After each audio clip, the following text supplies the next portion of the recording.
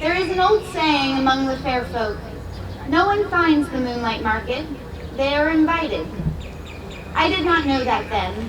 I only knew that it was the longest day of the year, and my grandmother always said the year held its breath on midsummer. She believed in the old things as naturally as she believed bread must rise and gardens must be weeded. Fair folk beneath the hills, saints upon forgotten roads, spirits that lingered where rivers bent. I believed in bread because I could taste it, in rain because it soaked my cloak. The rest belonged to stories. That morning she wrapped a loaf of brown bread in linen, tucked beside a crock of butter, fresh thyme, and a little jar of honey from our own hives. Take these to Widow Rowan, she said, and then after a pause, and come home before sunset. The wood path is quicker. Not today. Because it's midsummer? She met my eyes. Because doors stand open today that are shut the rest of the year. She pressed an old iron nail into my hand. If someone calls your name from the trees, I keep walking. If you hear music, I come home. If someone asks you to dance, this time I didn't smile. I come home. Only then did she kiss my forehead and send me on my way. The village had dressed itself for midsummer. Garlands of rowan and St. John's wort crowned every doorway. Children wore daisy chains. The men raised the evening bonfire while women spread white clothes across long white tables. Father Brand blessed the fields that morning, and by nightfall, many of those same farmers would quietly leave bowls of cream beneath the hawthorn. No one thought it strange. Faith and folklore had long agreed to share these hills long ago. Widow Rowan lived beyond the barley fields where the land sloped gently toward the stream. She accepted the bread with delight, poured tea before I could protest, and insisted I stay longer than I intended. When I at last rose to leave, she walked me as far as her gate. You'll take the meadow road? I always do. Good. Then she hesitated. If you hear music? I know. No, she said softly. You don't. That's why it will sound beautiful. I promise.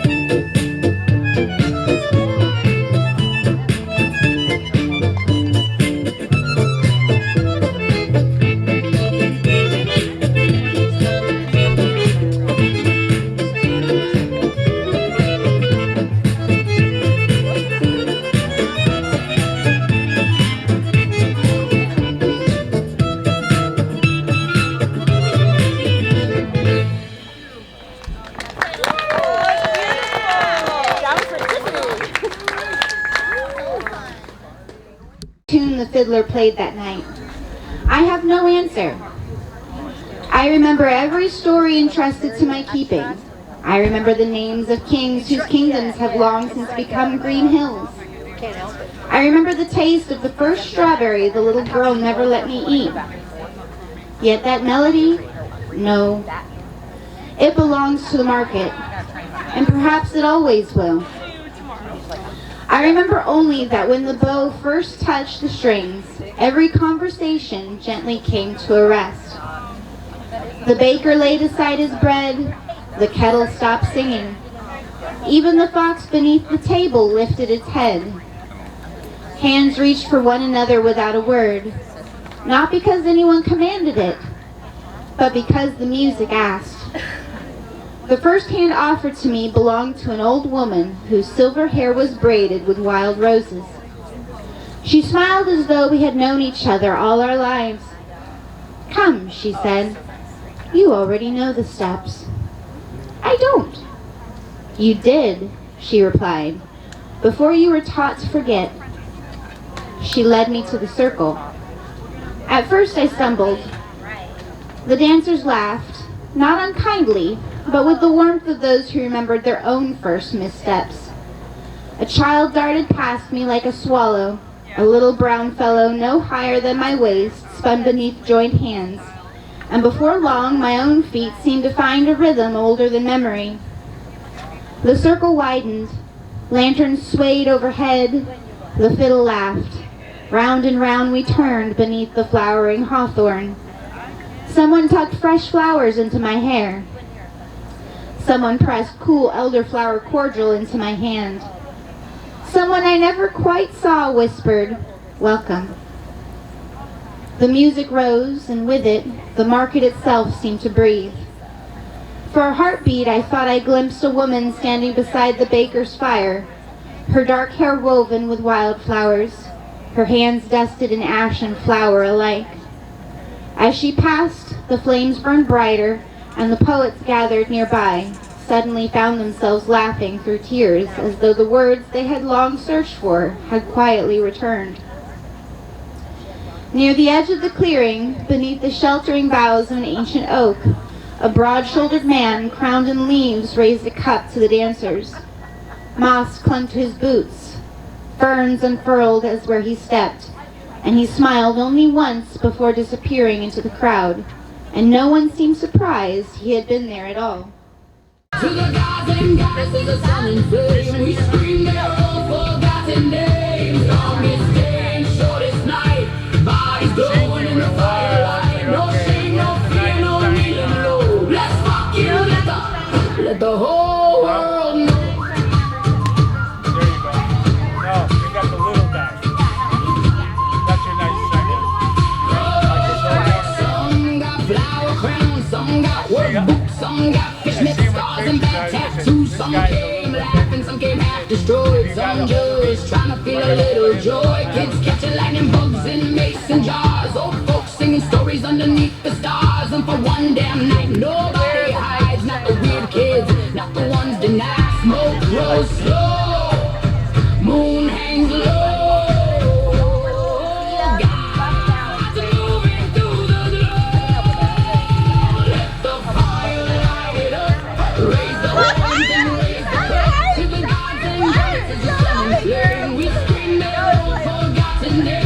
Longest day and shortest night, bodies glowing in the firelight. No shame, no fear, no kneeling low. Let's fucking live up, let the whole world know. By hook and lash, by blood and sun, by every road our people run. By firelight and summer skin, we call the sacred season in. Hail the sun king, burning bright. Hail the goddess of the night. Hail the flames and what they free. Let the bodies Raise that fire higher, let the whole damn forest glow. Dance until your feet hurt, let the old magic flow. If the world tried breaking you, leave that shit here in the smoke. Tonight the gods are laughing and the wheel keeps fucking rolling. let the fire light it up. Raise the horns and raise the cup to the gods and goddesses of sun and flame. We scream their old forgotten names. Longest day and shortest night, bodies glowing in the firelight. No shame, no fear, no kneeling low. Let's fucking lift up, let the whole